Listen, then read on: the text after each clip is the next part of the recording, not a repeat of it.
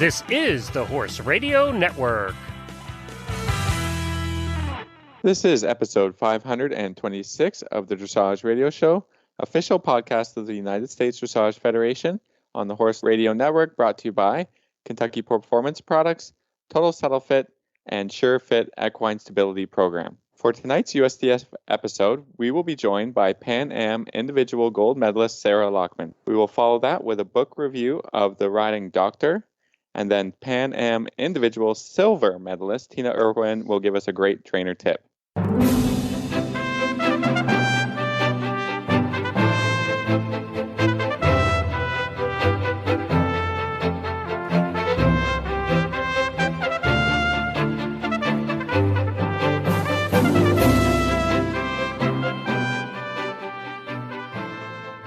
This is Reese Koffler-Stanfield from Georgetown, Kentucky. And this is Philip Parks from Rockwood, Ontario, and you're listening to the Dressage Radio Show. Hi, Phil. How are you? I'm doing very well. How are you doing? I have to congratulate Canada on their gold medal at the Pan Am Games. That's pretty awesome. Yeah, great job, team. Great job, team. They had a lot of pressure. Did they have to win a gold medal or just a medal to get in the Olympics? So, yeah, we were using the Pan Ams as an Olympic qualifier, so we had to win a medal. Our team had to be a medalist to make that happen. So we're very proud of our team. Yeah, they enabled us to get a team entry into the Olympics at 2020, Tokyo next year, and so it's fantastic. Now the next step is gearing up for that. That's the next major games. That's our next one. I know it's going to be pretty busy in Wellington this year. It's going to be fun. Yeah, it's always a good Olympic year. Gets people on their toes. It's going to be fantastic. So I love it. Well, we're looking forward to some serious competition. I know. Come January, I guess. January, Wellington. It's going to be great. I love it. Well, we have a busy USDF episode. I guess there's some tidbits that you want to bring to our listeners. Yes, tidbits. I do. So I get and since now we're the official podcast of USDF, I maybe pay attention to my newsletters slightly more than I did before. But Phil, I didn't know there were actually USDF member perks, and there are. There are member perks to dressageclinic.com, Dressage Extensions, Dressage Today Online, Hotel Storm, MyDressageStats.com, Premier Equestrian, Printastic, US Rider, and the USDF store. So I actually had no idea that exists. But if you go to the website, there's a great link to it. And for anybody that's competing, those are always very helpful. I like any kind of discount we can get. And also the 2019 Adequan USDF Year-End Award preliminary standings are up. So you can take a look at that, which is great. And then remember, if you are planning to go to the US Dressage Finals, you have to do your declaration and a nomination, but go to the US Dressage Finals. That has to be done by a certain date. And I always remind people, go do that. It literally takes 10 seconds, but if you don't do that, you're not able to compete. You just have to do the paperwork. So those are just a couple. Good reminders. Yeah, good reminders. I love it. Well, we have a great show. We're going to start off with our commercial break from USDF and come back from Sarah Lockman, the individual gold medalist from the Pan American Games. Founded in 1973, the United States Dressage Federation has become the largest organization to represent a single Olympic equestrian discipline. At nearly 30,000 members strong, USDF is your connection to dressage education, competition, and achievement. Visit usdf.org to learn more about USDF education, competition and award programs, and to shop our online store. Again, that's usdf.org, your online destination for dressage. Well, tonight we are so very proud and excited to have Sarah Lockman fresh back from the Pan American Games, where she was the individual gold medalist and silver team medalist. Sarah, welcome back. Thank you so much for having me again.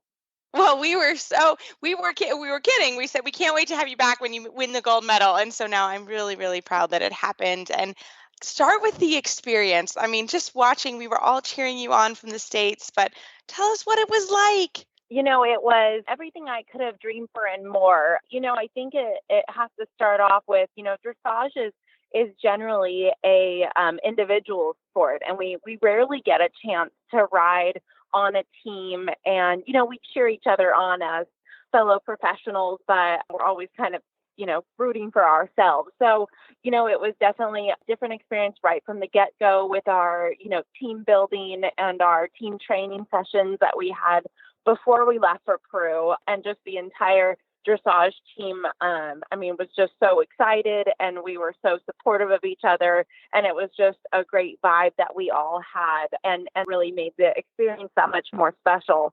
And definitely the other thing that was a completely new experience for me is, when we actually arrived to the game, there's definitely a huge sense of country pride.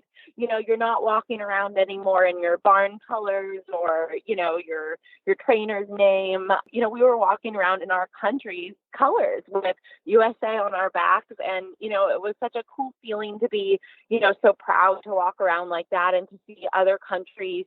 Basically we all go around in like groups or flocks in our colors. And it definitely just kind of raised the bar, I know, for myself, and I'm sure for my teammates as well, to kind of take that all in, and that we were no longer riding, for just us to get to reach an accomplishment, but we really were riding for our country. So I think that was one of the best parts of the whole experience is, obviously, I was so happy to have won the individual gold medal, and it was a very cool feeling to stand up on that podium and, that have the American flag be raised and our national anthem played, because of what I did. So that will definitely be a moment that will never be forgotten, and I will definitely strive to feel that again. Awesome. Sounds awesome. So tell us a little bit about, your arrival and the facilities and how welcoming everybody was at Lima. They definitely did a top-notch job, it was way more than I expected, and I think anybody else as well. The stables were beautiful with big stalls, and everything was brand new and very clean, and the grounds were beautiful. The footing was super. Top-notch, probably the best footing I've ever competed on, and they really paid attention to detail, and the ring was decorated beautifully and gave a real big international feeling, so that was also, really special for us to be able to go in that main ring and really have it feel like, this is a big deal, because, it is. And I would say that, they did a great job making us feel very safe and secure. The security was awesome throughout the town and the surrounding areas. The country definitely upped the security and the police force and the presence of the police as well. So, we felt really safe walking around and going across the street to Starbucks. And I definitely would have to say that the Peruvian people were extremely happy and welcoming and happy to have all of us there. And we had plenty of really great experiences, even just kind of exploring the local town on our little bit of downtime. So it was really great, and they really did a great job, and I'm sure are very proud of, what they were able to pull off. That's fantastic. So tell us, how did Apple travel and handle, because it was winter there versus summer? How did that all happen with Apple and all the horses on the team? Right. Well, I think we all definitely sweated it out here in Florida in our training camp, which I think was maybe that was our secret mission, is to get super fit before heading out to Lima. But once we arrived there, the horses were so happy. It was, between 55 to probably 65. It might have even gone up to 70 one of the days. And it was, cool, misty mornings and then sunny, clear afternoons and no wind and no real rain or anything. So I have to say, at least for sure for my horse, we were very fresh, and that definitely worked in our advantage because of, it's a long, strenuous traveling kind of schedule for him and I and the other horses as well. So I think that kind of helped them, since they were extra fit from it being summer here. I think they were really happy to perform in the little bit cooler weather. So tell us a little bit about maybe your own personal mental preparation for going in and competing, for the U.S. at a major games. What are some tips, that maybe we can give to our listeners about just competing in general? What's your go-to? Yeah, so I am a very big believer in, first of all, visualization. I've been practicing this like meditation / visualizing your kind of state of mind that I've been doing since I was much younger. I used to struggle quite a lot with competition nerves when I was younger and eventing, and kind of had to find ways to deal with that so that I could still perform at my best. So I am a big believer in, if you're prepared to the utmost of your ability, it really takes away a lot of those kind of nerves. So, Apple and I have been preparing for this moment, for that weekend, from day one, from when I sat on him, and between our training schedules and, very detailed calendar work, right down to how to make sure that him and I both peak at that specific day, so really being almost overly prepared and feeling really good about that process. And then I work very closely with a super sports psychologist, and I highly recommend that to anybody that competes at any level. There's so many aspects to what we do, but I like to think of dressage. Dressage is almost like golf, and only so much of it is actually physical. It is a huge mental game. And when we're talking about a matter, a half of a point or a tenth of a percentage point, it really can be, the difference between, are you really on your game? Are you really fully there mentally? Or, were you checked out for half a second? That's really all it takes. So I feel very fortunate to have a super sports psychologist that I work with on a very regular basis that helped me be really mentally strong. And I think we really proved that, because that was my first game situation, first time representing my country. And it was a great feeling, but I was the anchor rider. So I was the rider that was last in our group to go.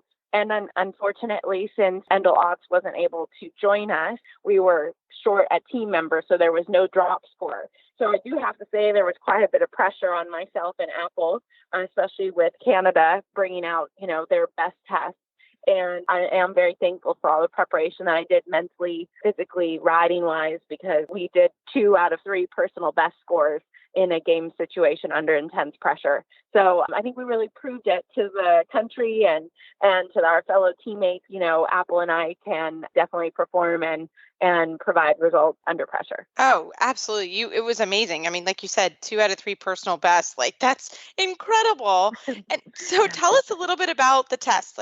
Maybe start with the Prix St. George, just some things that you were really excited about. That would be great. Yeah. So the Prix St. George, I think, probably was the test I was probably feeling the most anxiety for. Just, it was the first time going out in that ring, and the feeling kind of rushes over you as you go through the gates, in the big grandstands, and it all gets really real. But I'm also super thankful that my horse, Apple, is a total performer. So he goes in there and he is on. He's not ever looking for a way out. He never says no. So the two of us just kind of block out everything else, and it's just like tunnel vision in the court. We don't see even as far as the judges stand. So it's actually a very, very cool feeling. It's a very close personal feeling that I have with my horse when we go into situations like that.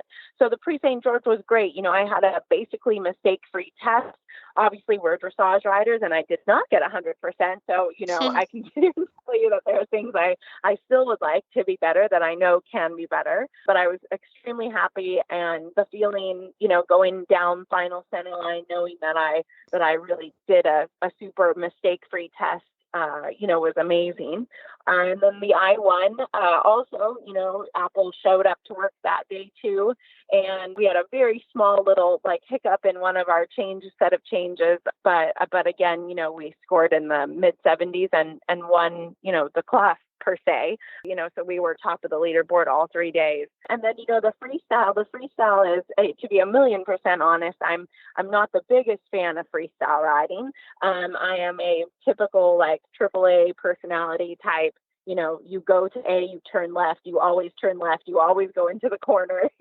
I really do well with a set of rules, and freestyles, you have to ride to your music, and sometimes you turn early, and sometimes you turn late, and sometimes you throw something else in.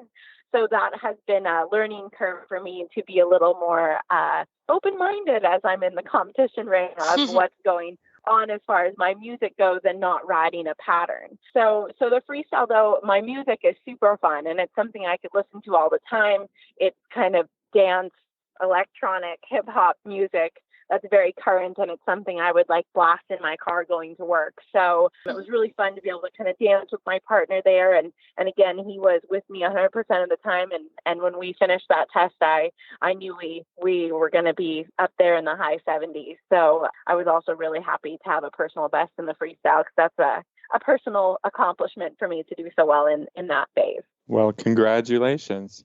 So maybe you can tell us a little bit about what's next for you and Apple when you get home, maybe some downtime, and then what's the future hold? Yeah, so definitely we're going to have some downtime. You know, the horse has earned it.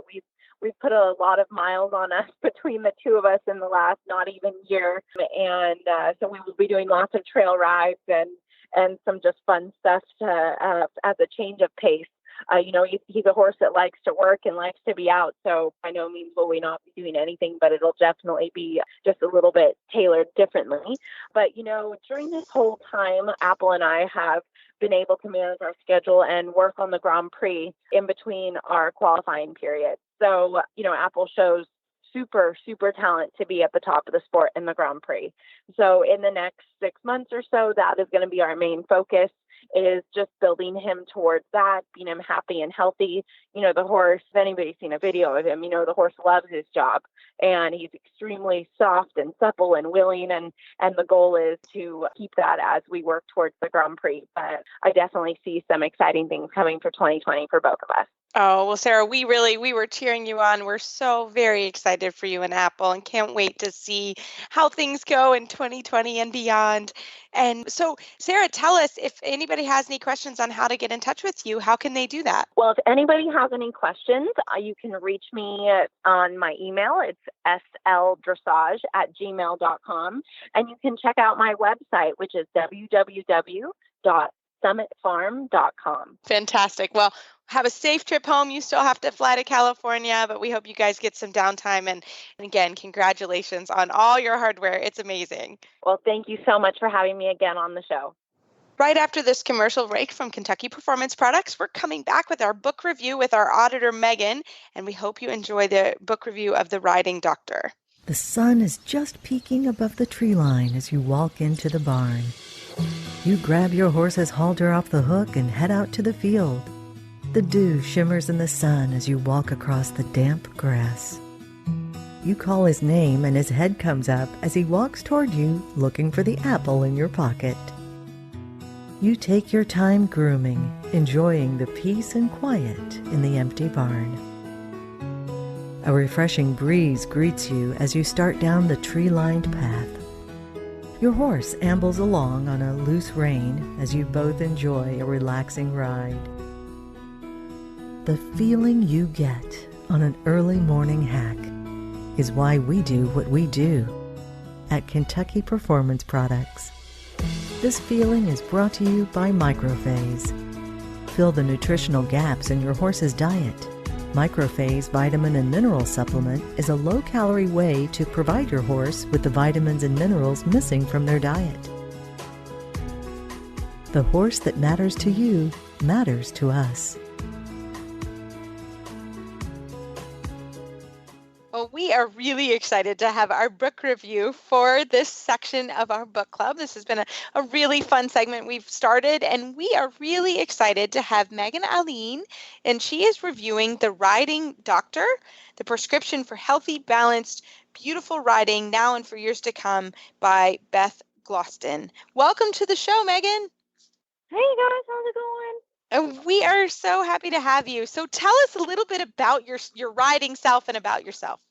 So I have been riding since I was 10, so at least 25 years now. And I currently have a American saddlebred that I bought a little over 3 years ago. And she was kind of started off as obviously has tried to be a saddle seat horse when she was a yearling. They didn't have the action that she wanted, so they kind of stuck her in pasture, and she kind of was out there for a while. So when I got her, she had no idea of how to use her body in the correct way at all whatsoever. So we did dressage for the first year just to teach her that she does have a back and how to use that properly and all sorts of things. So, but I like to do all around stuff. So we do dressage. I've popped over jumps. We're getting into endurance. She likes to chase cows. We like to do all kinds of things. So kind of how my writing style has been. It's just a little bit of everything. I get bored when it's just one style. So No, that makes total sense. So tell us a little bit about what do you think about the book? I thought the book was really, really well done in a really good format. So the great thing about this particular author is that she's also a doctor, but I didn't feel like she spoke above the reader at all. Like, you know how sometimes when you read doctor books or books written by doctors, they tend to kind of speak above you and turn. Yeah, then get like, super I don't technical. know what they're talking about. Yeah. Exactly. Yeah, what are you talking about? Right. So she did not do that at all. I felt that she really kept it simple and broke it down and made it easy for the writer to or the reader to understand kind of what was going on. But then she also did this really cool thing with each section. She had little stories of like, and I think they were hypothetical stories, or she changed a bunch of the names so that they weren't her real client's names. But she would say, this particular client was having this issue, which we then trace back to, no upper body control or, lower leg issues or so on and so forth. And then how they kind of worked to fix that and then the improvements that it made. So I thought that was super helpful because it's something that can, everybody can relate to of like, oh yeah, my horse does that all the time. Really made it relatable. Yeah. And specifically things that like I know I have troubles with. Reese was talking about, parts of the book that really spoke to her as well. And I think, I don't think people are born with, perfect symmetry or, perfect riding skills. I think it's somewhat of an unnatural thing to be doing, to sit on a horse and then try and make it, make your body align with the horse's body and then steer it around. And, I think we all come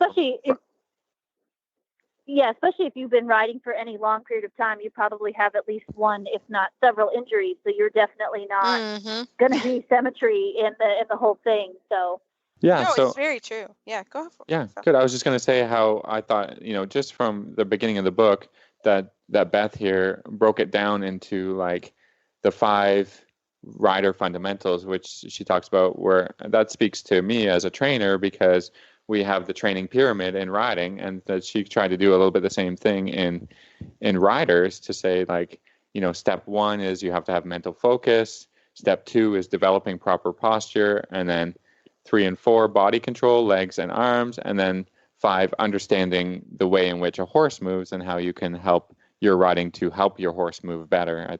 I always love things broken down into sections. And, so when I was reading the book, I could, read a section, put it down for a bit, work on that or work on the exercises of that section and then come back to it and work on the next thing. That's I think just the way, my riding education has worked. And I like the author to break it down like that as well. Well, especially since it's, like you said, it's in the same sort of training pyramid that dressage riders are used to anyway.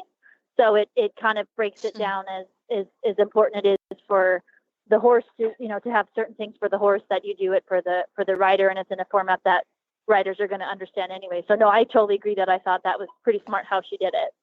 No, I do too. And, I think also if you're having a problem, like for example, she's got body control, legs. Like if you're having an issue with your legs, you can read it. You don't have to read the whole book. You can just look at that section and say, gosh, these are some exercises and these are some things I need to do, or I need to work on my posture, and you can take it step by step because she gives you workout options and ideas and some things that you can do with some minimal equipment, which I also thought was really good. The minimal equipment was fantastic.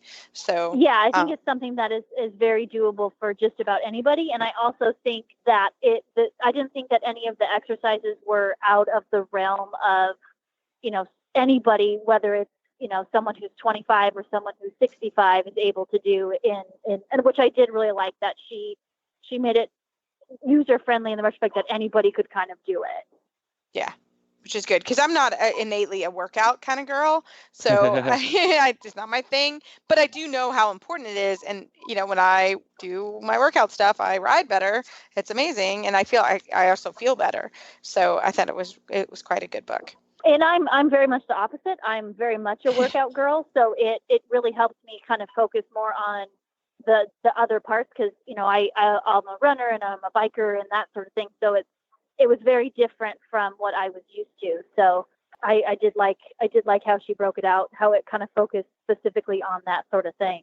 Fantastic. Well, I think this is a win for every one of us. And we had been asked for a workout type book from one of our listeners. So I think this is a win. What do you guys think? Yeah, absolutely. I would totally recommend it to anybody who was, because it wasn't that hard, but you could also make it harder if you needed. Yeah, So I think definitely it's not a good book place of workout to as start. in like run 30 kilometers or lift this amount of weight. I mean, it comes from a place of Pilates or some it's about a lot of stretches and finding your core muscles, which is what we have to do in riding, right, not and working necessarily on balance. yeah, and balance, and that's what we all need to do better, and moving your arms and your legs independently. You don't necessarily need to work on strength a lot of times, other than in your core, like not arm strength to pull the horse harder or leg strength to kick the horse harder, but more in how to coordinate your aids and how to be strong and how to breathe. All of this stuff is in there. How to rub your head and rub your stomach and pat your head kind of stuff. Yeah, exactly. So I think that's going to be very useful for a lot of riders, whether they're trying to ride with dressage or there's some sort of jumping technique type stuff that we talk about in the book. Just to learn how to balance better, I think is our goal for everyone. So this book is going to get you there. For sure. And I know there were a couple stories of even like eventers in there that, we're galloping cross country for miles and miles, but they need that same core strength that dressage riders also. I mean, every rider needs core strength, but absolutely. Yeah, fantastic. Well, this the book that we read for our entry for our book club was called The Riding Doctor by Beth Gloston, and you can find it at Trafalgar Square Books or www.horseandriderbooks.com. So we are thankful for their support, and we're also thankful we reviewed and got to look at this book. So, Megan, thank you so much for coming on the show. No, thank you for sending it to me. That was awesome. Fantastic. Well, let us know how you continue doing with your workout and your riding. That'll be great. You got it. Thanks. Well, Phil, our book reviews are always a lot of fun. We are coming back with our next announcement in the next couple weeks with our next book that we're going to review. But we really enjoy the whole program, and we hope you continue to read the books and be our auditor who reviews them. And Phil, we have a great next interview. It's with Wendy Murdoch. I met Wendy, and she showed me all about her SureFit Equine Stability Program. She showed me in Kentucky. So I hope you enjoy our discussion with Wendy. I'm very excited to have Wendy Murdoch. She is an internationally recognized instructor, clinician, author. She's also the inventor of the Natural and the SureFoot Equine Stability Program. Wendy, welcome to the show. Hi, thanks for having me. I'm really excited because you came to my farm in Kentucky early in the morning. You were in Kentucky doing some other business, and we touched base, and I said, yeah, come on. And I pulled out my toughest candidate, which you quickly mastered with the SureFoot Stability Program. So can you tell us a little bit about yourself and a little bit about the program you've developed? Great. So I've been riding since I was a kid, and I got a bachelor's degree in animal science and then wound up going back to school because I didn't want to live on the end of a pitchfork.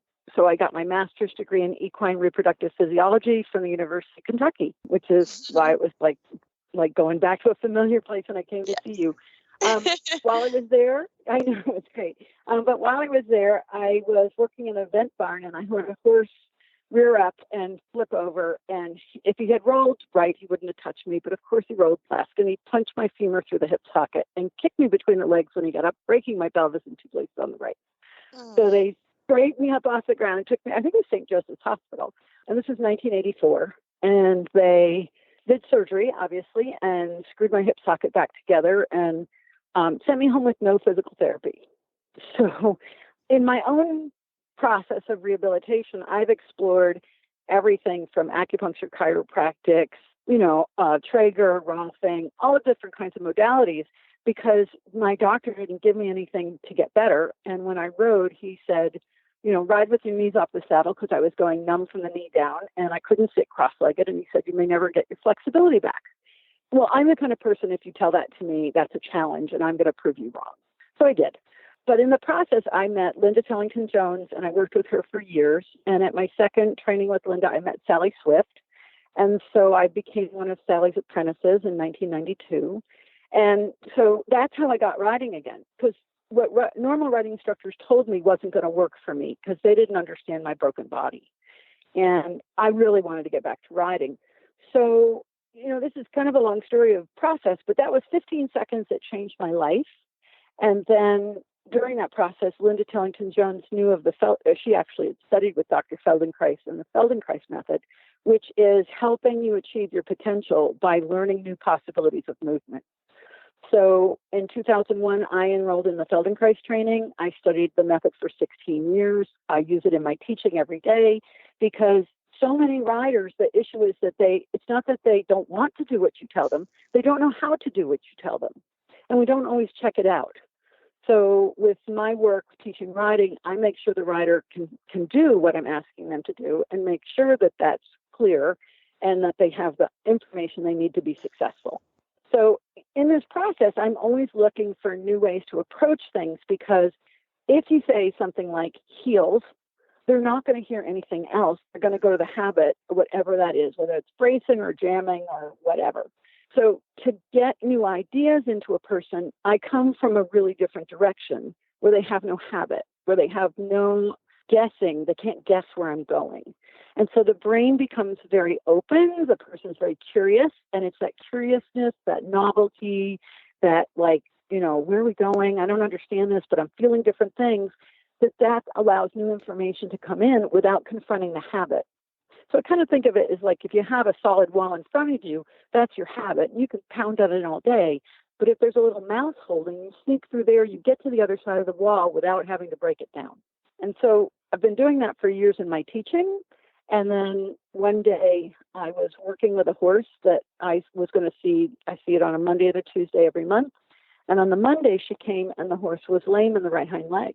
And it turned out to be a saddle problem. She'd switched the saddle to a jumping saddle, and we switched back to her dressage saddle, but the horse was still short in the right hind leg. And that night I went home and I was talking to Dr. Joyce Harmon, who's a well-known holistic vet, and that's where my horse lives, is at her place. And she wanted to stand at her computer instead of sit. Well, this was 2012. This was May 2012. And she was saying, I want something to stand on, some kind of a pad. And, oh, by the way, did you know that they're putting dogs on different pads for rehabilitation? And I'm sitting at my computer and I'm tapping away and I'm looking at these pictures. And I said to her, has anyone ever done this with a horse? And she said, not that I know of. And she said, well, if you try this, time it for 15 seconds. So I'm like, okay, I got nothing to lose with this horse. He's lame. I'm going to see him again today. I don't know what I'm going to do with him. So I went into my shed and I grabbed a couple of pads and I drove to the lesson and I walk in and my students are used to me doing really weird things. And I walk up to her and say, I'm going to put this pad underneath your horse's hind foot and I'm going to time it for 15 seconds. So this is the second time in my life, 15 seconds has totally changed my life. And I know it's kind of crazy, isn't it? I timed it. He walked off. He was completely different. I was floored. So I worked with him, and by the time we were done, he didn't look lame anymore. The next horse that came in the ring was a Western Pleasure quarter horse. The woman wanted to do eventing. The canter was terrible. I stuck the pads under his feet. In an hour, we had a round canter. The next horse was a halflinger, and the same thing. In an hour, we had a round canter. Well, now I'm hooked. I don't know what's going on, but I know this is really something. And so that's just the birth of Surefoot. It was a random experiment kind of based out of my Feldenkrais training of trying novel and different things. And here I am 7.5 years later. I have people all around the world using Surefoot pads. I just saw a post just like before you called in of a veterinarian who's, I'm not sure what country she's in. It's not the United States. She's now using them. And almost daily now I have a veterinarian from the United States either they're getting pads from my website or sending a client or giving me a call or popping me an email, because Colorado State University's now been using them for about 2 years, and they just did an AAP meeting and they demonstrated the Surefoot pads, and so then my phone starts ringing. But it's really exciting to see how something so it's very simple in its concept. There's some safety rules, obviously, but it's an opportunity for the horse to have a choice and to experience something that is clearly profound to him, even if we don't understand how it's working. And it's the thousands of horses that I've seen